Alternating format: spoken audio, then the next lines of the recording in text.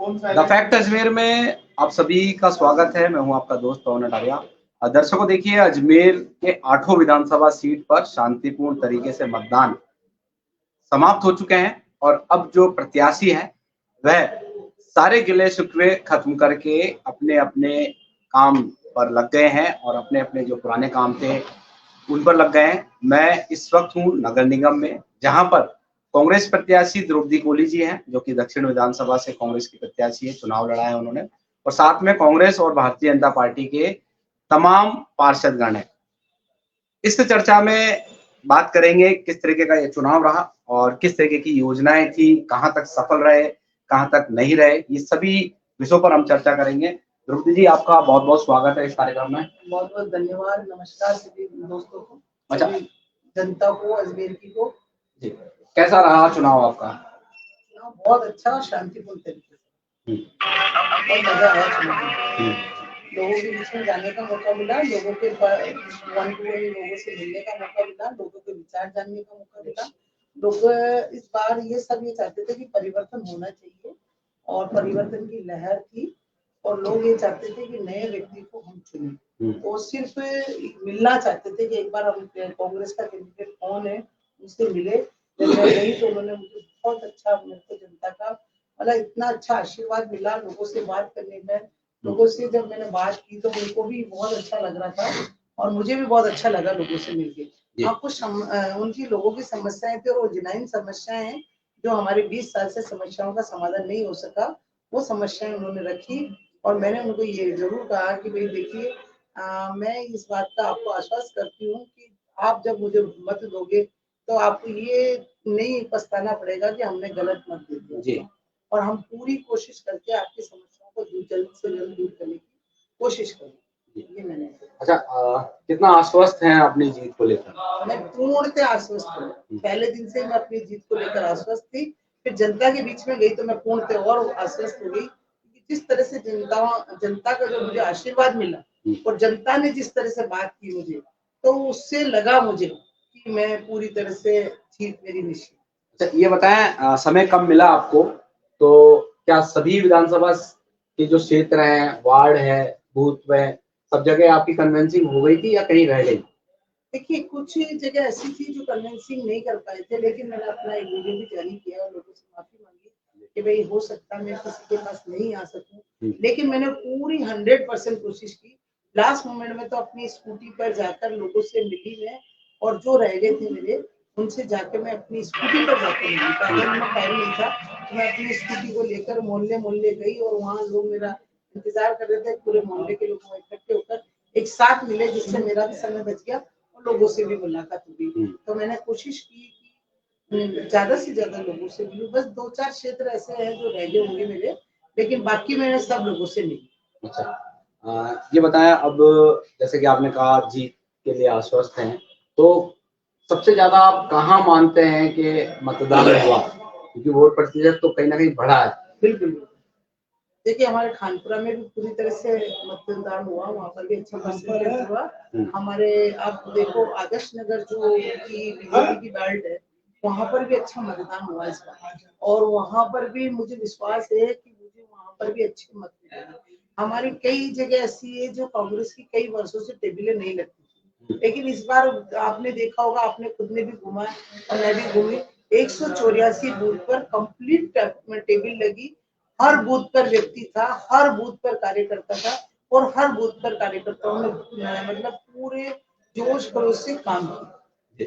अभी मैंने यहीं पर अभी चर्चा चल रही थी आपकी, तो आपने कहा कि वाहन रैली, आपके किसी साथी ने कहा, पार्षद भाई ने, कि वाहन रैली कैसे कैंसिल हो गई, तो वो क्या कारण था? बहुत अच्छा जवाब दिया था, एक बार दर्शक भी जानना चाहेंगे। देखिए, मैंने वाहन रैली इसलिए नहीं की क्योंकि मैं चाहती थी जिस दिन 23 तारीख थी लास्ट, और उसी दिन देवउठनी ग्यारस थी, और अगर मैं वाहन रैली करती, बट नेचुरल है कि अपने मार्केट में और बस्ती में इसमें लेकर अपने पूरे मतलब लोगों को लेकर, पूरे कार्यकर्ताओं को लेकर वाहन रैली होती, उससे क्या होता है कि जो आम जनता थी उस दिन देवउठनी ग्यारस थी, लोगों के रास्ते जाम होते हैं, लोगों के काम बंद होते हैं, और देवउठनी ग्यारस पे क्योंकि एक शुभ मुहूर्त था, शादी के लिए, और लोग खरीदारी करने छोटे मोटे काम के लिए बाहर निकलते हैं, तो जब वो जाम में फंसते हैं तो अपने आप को करो, मतलब हमको भी कसोटते हैं कि ये वाहन रैली निकाली, इसकी वजह से हमारे काम दूषित हो रहा है, हमारे काम रुक रहे हैं। तो मैंने जनता की भावनाओं को ध्यान में रखते हैं, जनता, क्योंकि हम जनता के लिए लड़ रहे हैं, जनता के लिए लड़ रहे हैं, तो जनता की भावनाएं जब तक हम ध्यान में नहीं रखेंगे तो जनता तक हम नहीं जुड़ पाएंगे। तो मैंने ये बात ध्यान में रखी कि जो देवउठनी 11 का सावा है, उस सावे में कोई भी हमारी वजह से लेट ना हो शादी के लिए, और हमारी वजह से लेट ना होकर शुभ मुहूर्त में अपना शुभ विवाह करे, हम ये उनकी कामना करते हैं, और इसलिए हमने ये वाहन रैली को कैंसिल किया। अभी बताएं, आपके जैसे पिछले चुनाव में कांग्रेस का जब विधानसभा चुनाव 2018 हुआ था, तो वहां पर जब हेमंत बाडी जी प्रत्याशी थे, तो ये हमारी सोच है कि वहां कांग्रेस की हमेशा भीतरघात का सामना करना पड़ता था, किसी ना किसी कारण से वो विषय नहीं। इस बार भी क्या लगता है आपको, जो आपके वरिष्ठ नेता थे, जो अलग अलग यानी कह सकते हैं ग्रुप में थे, तो उनका साथ मिला, या देखिए, ये तो क्या होता है कि आदमी का खुद का अपना व्यवहार भी होता है, मैं नहीं मानती हूँ। अब उनके साथ क्या हुआ नहीं हुआ मुझे नहीं पता।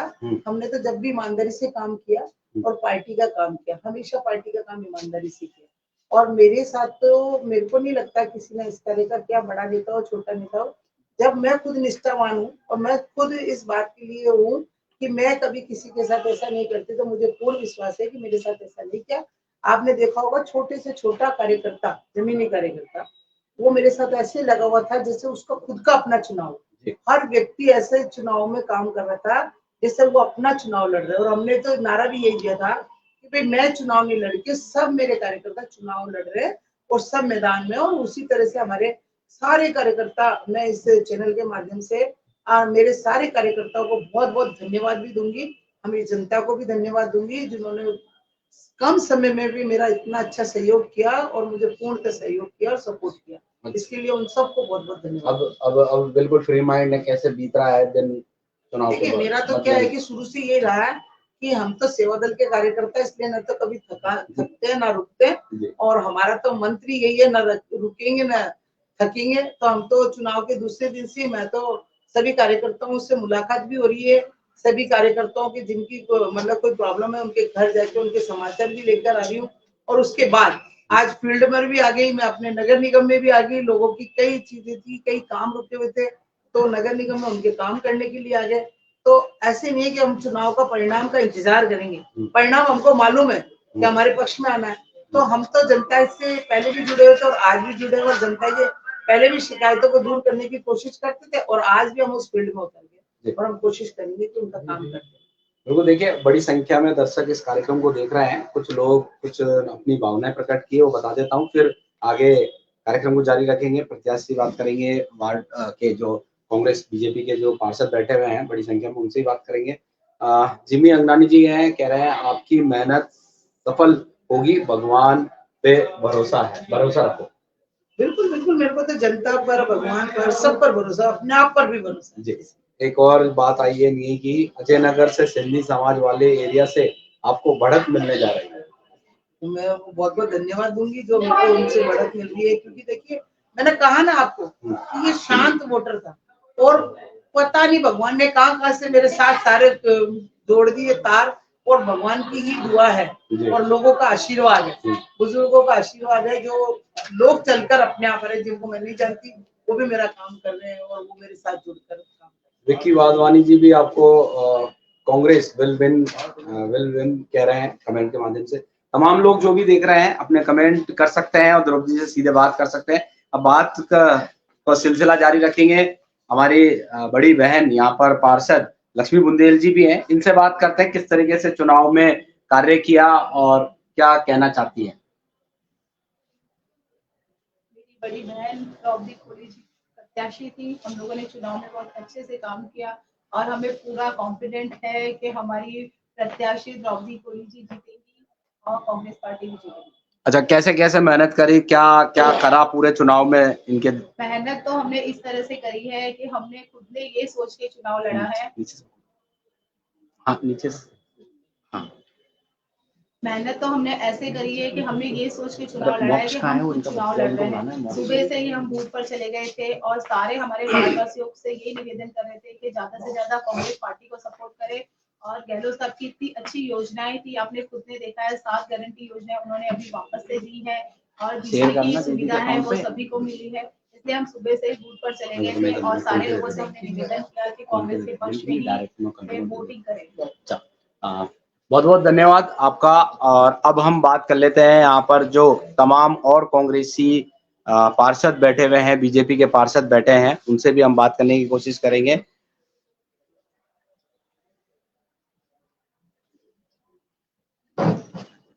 दर्शक, कैसा देखते हैं चुनाव? उत्तर विधानसभा पे यहाँ पर चुनाव समाप्त हो चुका है। ज्ञान जी बड़ी टक्कर दे रहे हैं उत्तर से बीजेपी को। हम तो ऐसा नहीं मानते हैं, क्यों? अगर निर्दलीय है और जो पार्टी का प्रत्याशी है उसमें राजनीति का अंतर होता है।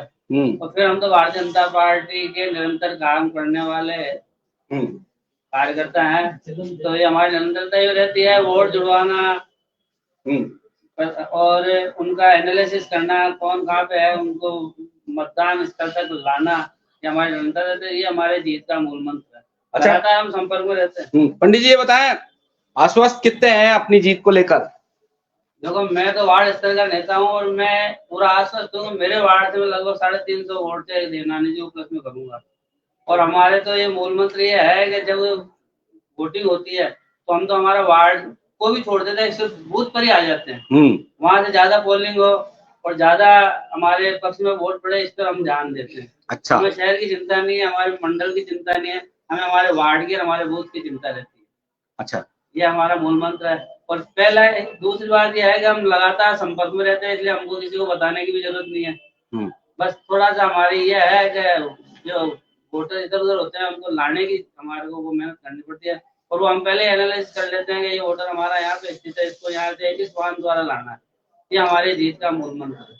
अच्छा, अब ये बताएं, ज्ञान सारस्वत जी बीजेपी के कद्दावर नेता हैं और सीधा सीधा चुनाव वो देवनानी जी से लड़ रहे हैं, कांग्रेस से भी नहीं लड़ रहे पूरा चुनाव, जैसा देखा हमने। मैं कद्दावर नेता मानता ही नहीं, मैं तो वार्ड मानता हूँ। कद्दावर नेता होता है जो शहर और जिला स्तर पे काम करता है। ये पार्षद से बैठे हैं, इनसे पूछो कभी वो ज्ञान चंद सारस्वत हमारे साथ रहा है क्या?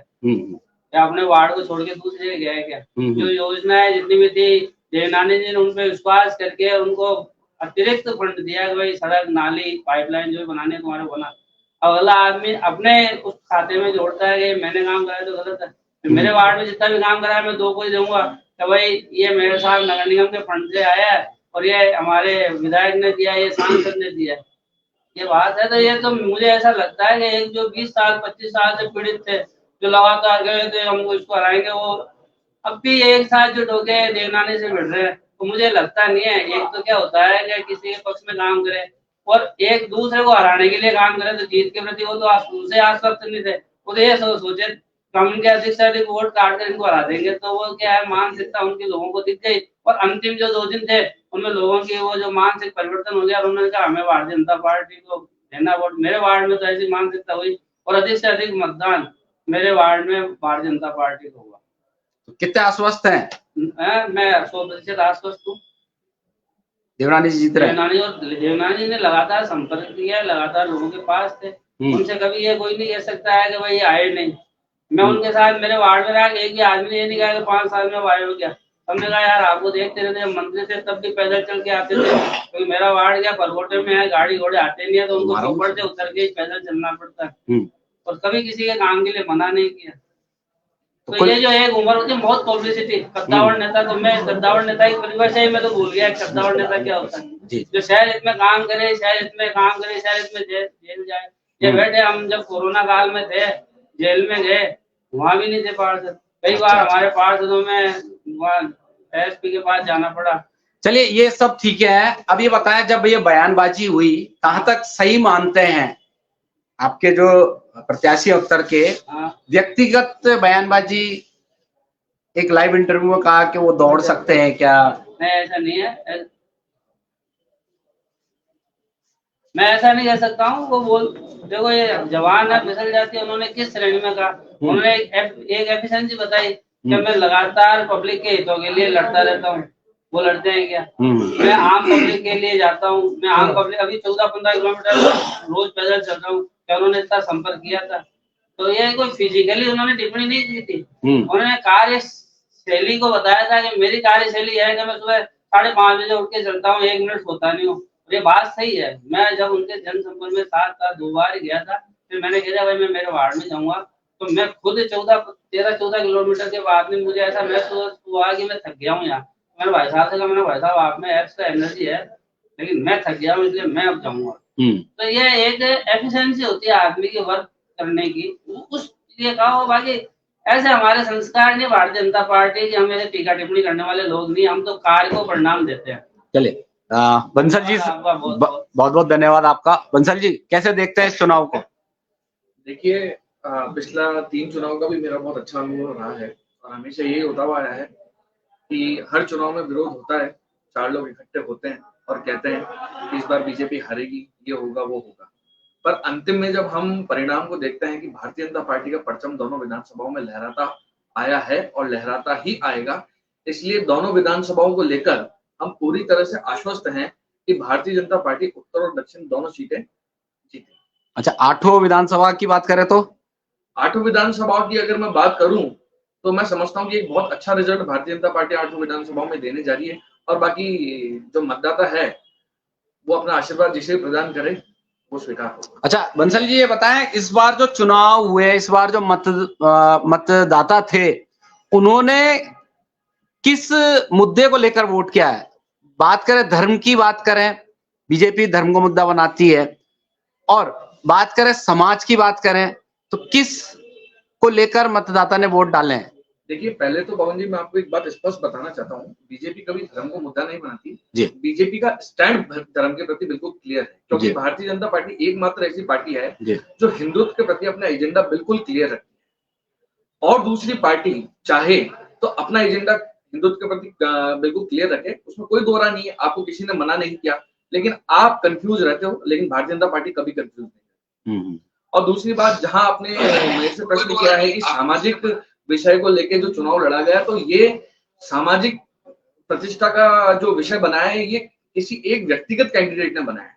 बाकी आप देखो कि बाकी शहर की जनता ने जो वोट दिया है वो विकास को देख के दिया है, प्रत्याशी को देख के दिया है और पार्टी को देख के दिया। विकास की बात करें तो पानी अहम मुद्दा है उत्तर विधानसभा से। बिल्कुल पानी अहम मुद्दा है, मैं मानता हूँ इस चीज को। 5 साल कांग्रेस की सरकार रही, यहाँ पे बड़े बड़े मंत्री रहे, धर्मेंद्र जी राठौड़ रहे, वो चाहते तो अजमेर को बहुत कुछ दिला सकते थे। धर्मेंद्र जी राठौड़ ने जब अजमेर की जनता के लिए इतना काम किया, तो क्या आप समझते हैं कि उनको यहाँ पर पानी की समस्या खत्म करने में कितना समय लगता? क्या आप मानते हैं कि धर्मेंद्र जी राठौड़ जहां पर वो सीएम को अपने आप का राइट हैंड बताते हैं, तो क्या वो अजमेर के लिए सार्थक प्रयास नहीं कर सकते थे?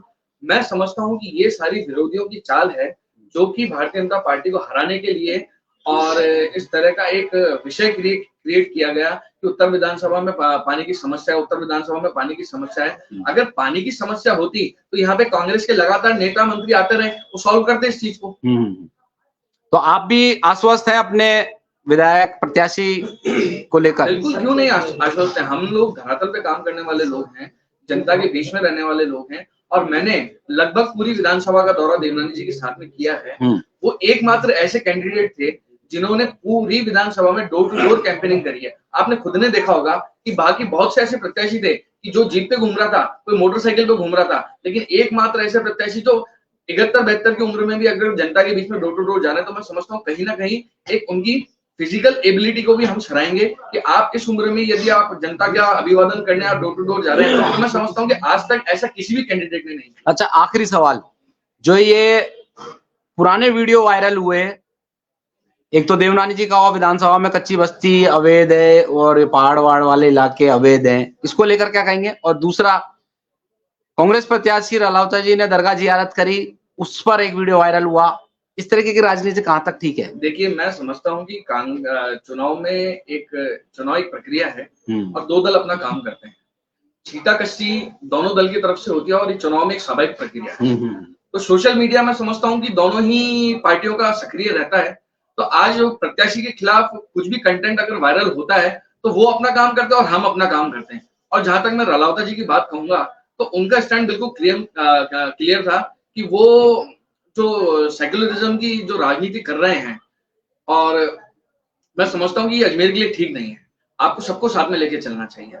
आप कहीं तो ऐसा शो कर रहे हैं कि मैं पर्टिकुलर किसी समाज के साथ में लगा हुआ हूँ, और आप एक तरफ मतलब बाकी लोगों को ये जता रहे हैं कि भाई आपकी महत्वता हमारी नजरों में कम है। तो मैं समझता हूँ कि ये सामाजिक रीति रिवाज के लिए भी ठीक नहीं है, और राजनीतिक समीकरण के लिए भी इस चीज को सही तौर पर नहीं देखा जाए। बहुत बहुत धन्यवाद वंसल जी, आप हमारे इस कार्यक्रम में जुड़े। बात कर लेते हैं कांग्रेसी पार्षद, जिसे आपका एक तो परिचय दें और किस तरीके से देखते हैं चुनाव। मेरा नाम कपिल सारस्वत है, मैं नगर निगम में पार्षद हूँ।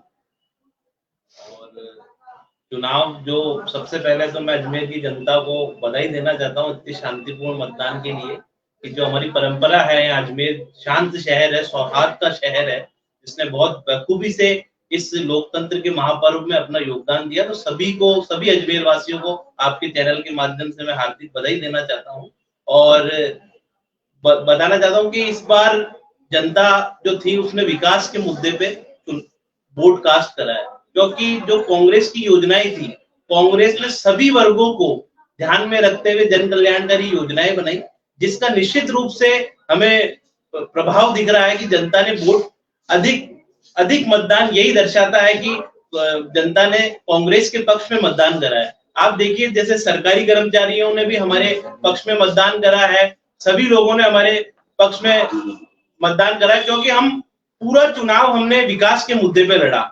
हमारी जो योजनाएं थी हमने उस पर पूरा चुनाव लड़ा। आप देखिए, भारतीय जनता पार्टी के काफी स्टार प्रचारक आए, बहुत बड़े बड़े लोग आए यहाँ, लेकिन किसी ने भी विकास के मुद्दे पे बात नहीं कही।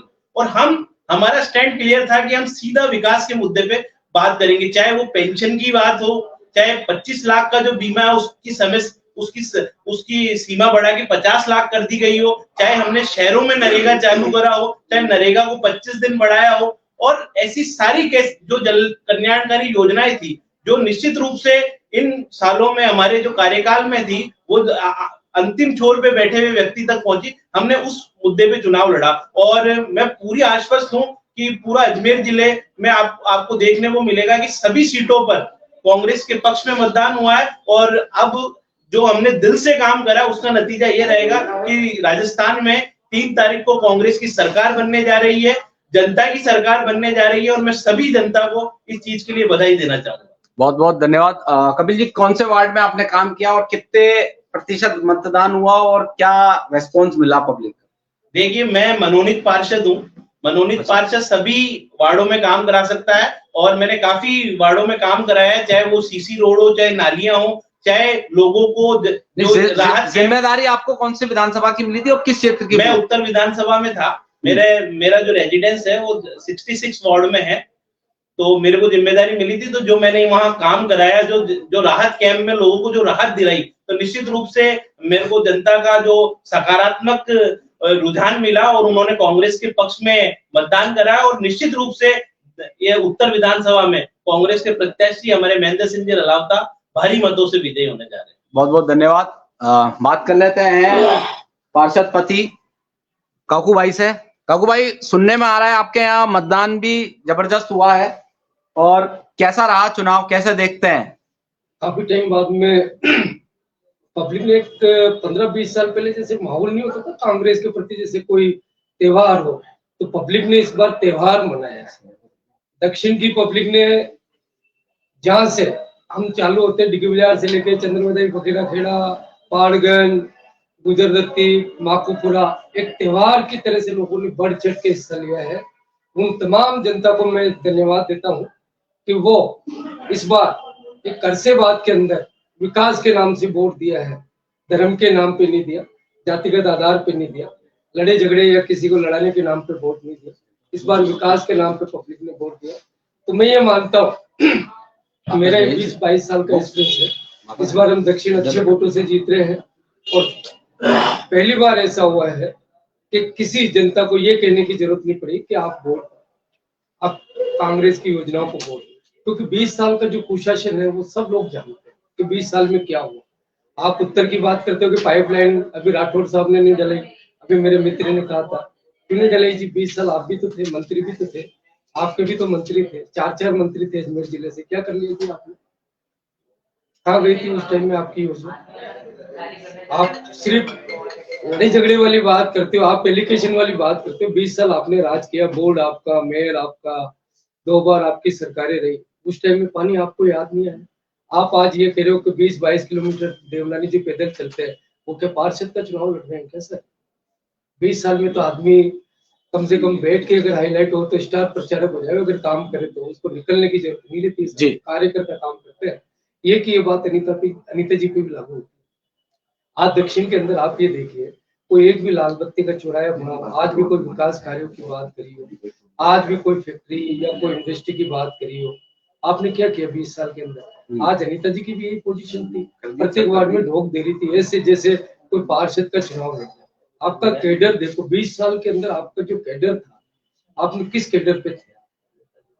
नहीं, आप अब मेरा सवाल ये है सीधा सीधा साहब, किस जगह पर काम करा, कितना इफेक्ट करोगे पिछले विधानसभा चुनाव को देखकर और अभी इस चुनाव को, क्योंकि मतदान जबरदस्त हुआ है और क्योंकि आप भी 20 साल से करीब करीब पार्षद हो, तो क्या देख रहे हो, क्या माहौल इस बार? क्योंकि खिलाफत कहीं नहीं हुई इस बार कांग्रेस की, हालांकि बड़े नेता क्लियर सामने नहीं आए मगर भीतरघात भी नहीं की। मुझे जो जिम्मेदारी दी गई थी 17, 18, 19, 21 और 22 इन वार्डों की दी थी, सब वार्डों में जिता के भेज रहा हूँ और वार्ड नंबर 19 के अंदर इक्वल रहेंगे। बाकी जो हम पिछले 10-15 सालों से जो ये हार रहे थे, आप भीतरघात की बात करो, भीतरघात कोई नहीं करता। पब्लिक का मूड होता है, वोट देने का मानस होता है कि वो अंदर जाके क्या करती है, प्रचार प्रसार करना हमारा दायित्व है।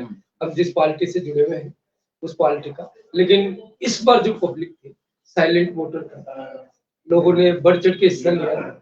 जो कहने वाली बात होती है कि इस बार एक जन समूह जो एक पार्टी की तरफ भाग रहा था, वो ऐसा कहीं नहीं दिखा। आप पूरे ओवरऑल राजस्थान में देख लो, मत प्रतिशत बढ़ने का मतलब ये था कहीं ना कहीं तो सरकार की योजनाओं को कहीं ना कहीं तो फायदा मिलेगा। एक नारा था कि आपके एक वोट से किसी का 25 लाख का 50 लाख का इलाज हो, आपके एक वोट से किसी की 100 यूनिट बिजली फ्री हो, किसी को 2200 रुपए, 1500 रुपए।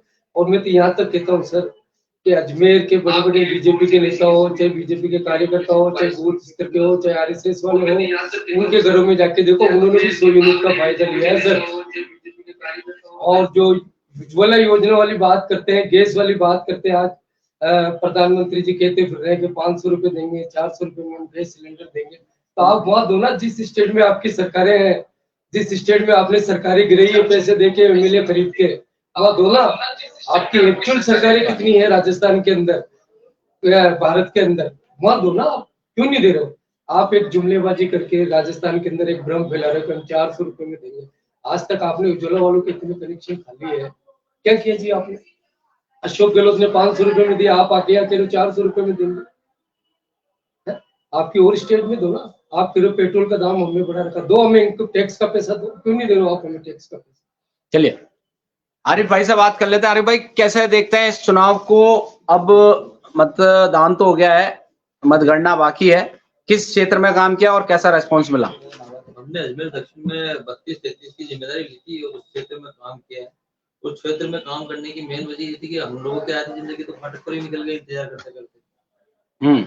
लेकिन मैडम ने कभी हमारे ऊपर ध्यान ही नहीं दिया और पब्लिक तो इसलिए मतलब खिलाफ थी क्योंकि पब्लिक को मालूम था 20 साल के अंदर कमर तक पानी आएगी, अपना आंख के ऊपर निकलने वाला था। महंगाई में तो वैसे ही मर रखे हैं, कर्जे में मर रखे हैं, पानी में डूब के मरना था, इससे बचना तो था। तो इसलिए कांग्रेस पार्टी की ओर पब्लिक ध्यान दे रही थी पूरी तरह। और इनकी वजह से मतलब गरीब आदमी बेचारा टमाटर खा के खून बढ़ा लेता है, इन्होंने टमाटर को भी एप्पल के बराबर कर दिया ताकि गरीब आदमी अपना खून ही नहीं बढ़ा पाए। और तो कैसा आ रहा है, यानी कि क्या लग रहा है, प्रतिशत बढ़ा है आपके यहाँ और किसको चांस है? प्रतिशत तो बढ़ा है, इनके खुद के कार्यकर्ता इनके खिलाफ है क्योंकि 20 साल ये सरकार में 20 साल ये विधायक रह के भी अगर रोड के ऊपर जाके रोड बनने की शिकायत के लिए धरने पे बैठ जाए तो फिर उससे ज्यादा इससे ज्यादा स्तर क्या गिरेगा इंसान? उसके पार्षदों ने बेटा उसके 15 पार्षद इनके खिलाफ थे, चले विकास नहीं कर पाए बिल्कुल भी, महंगाई से त्रस्त है सारी जनता। अब इससे बाहर निकालने का काम तो अशोक गहलोत साहब ने किया है। कम से कम सबको गरीब आदमी कोई भी अभी शहरी नरेगा चलेगी उसमें 230, 240, 260 रुपए जाता है, तो पब्लिक के घर कुछ तो पैसा पहुंच रहा है। चलिए, बहुत बहुत धन्यवाद आरिफ भाई। भाग्य मजबूती में है। वरिष्ठ पार्षद हैं हेमंत शर्मा जी, उनसे बात कर लेते हैं। भाई साहब, कई चुनाव देखे आपने, इस चुनाव को कैसे देखते हैं? कई चुनाव देखे हैं, कुछ भी लड़ा हूँ, कांग्रेस प्रत्याशियों के साथ मिलकर काम भी करा है। इस चुनाव में मतदाता परिवर्तन चाहता है। बहन विरोधी टोली को वन साइडेड वोट मिला जी। ऐसे पूर्व में SC/ST का वोट थोड़ा हमसे छिटक गया था, वो वोट वापस हमारे साथ जुड़ा। क्योंकि सांसी बस्ती, हरिजन बस्ती, रेगर बस्ती, धनका बस्ती, इन सब में वन साइडेड वोट बहन आपने कई चुनाव देखे, इस बार अलग चुनाव है, वोटर साइलेंट है, कहाँ वोट पड़े किसको पड़े अंदाजा नहीं लगा सकते, सट्टा बाजार भी क्लियर नहीं कर रहा, एग्जिट पोल भी नहीं बता पा रहे हैं।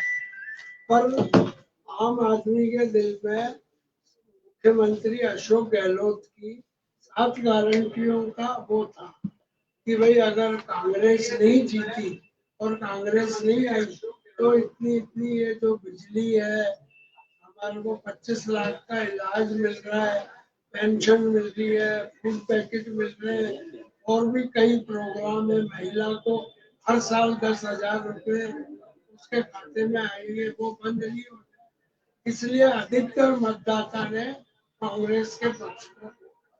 बहुत बहुत धन्यवाद हेमंत शर्मा जी। अब बात कर लेते हैं सीधे प्रत्याशी से, क्योंकि यहाँ पर कई वार्ड पार्षद भी बैठे थे कांग्रेस बीजेपी के। सीधे अब आपके पास आ जाते हैं। अब सबकी हमने बात कर ली है और किस तरीके का चुनाव हुआ, ये सब तमाम बातें हो गई हैं। अब मेरे को ये बताएं, आपने जो भी वादे किए, जो भी आपका मैनिफेस्टो था, घोषणा पत्र था, परिणाम कुछ भी आए तो क्या उस पर बात जारी रहेगी आप लोगों की? बिल्कुल जारी रहेगी, क्योंकि कांग्रेस का नियम रहा है कि कभी भी कथनी और करनी में अंतर नहीं रखा। वैसे हमारे बड़े नेताओं ने नहीं रखा। हम भी अपने उनके पदचिन्हों पर चलते हैं और अपनी कथनी और करनी में कोई अंतर नहीं रखा। और बताएं, और क्या संदेश देना चाहेंगे आप शहरवासियों को, मतदाताओं को? मैं तो शहरवासियों को यही संदेश देना चाहती हूँ कि शहरवासी हमेशा खुश रहे, खुशहाल रहे, उनके स्वास्थ्य में हमेशा सही रहे और शहरवासी मिलजुल कर रहे तभी, ताकि जिससे क्या उनकी घर की आमदनी भी बढ़ेगी और मिलजुल के एक अच्छा मतलब मैसेज वो भी है। और मैं शहरवासियों को यही कहना चाहूंगी कि आपने जो मेरे पर विश्वास किया, वो विश्वास आपका पूर्ण होगा और हमेशा आपके विश्वास पर पूर्णतः खरी उतरूंगी। चलिए, तो देखा दर्शकों, यहाँ पर द फैक्ट अजमेर ने जो भी कोशिश हो रही है, तमाम जो कैंडिडेट चुनाव लड़ चुके हैं उनसे बात करने की कोशिश की है, पार्षदों से बात करने की कोशिश की है, आम जनता से बात करने की कोशिश की है। सभी प्रत्याशी अपनी अपनी जीत के दावे कर रहे हैं।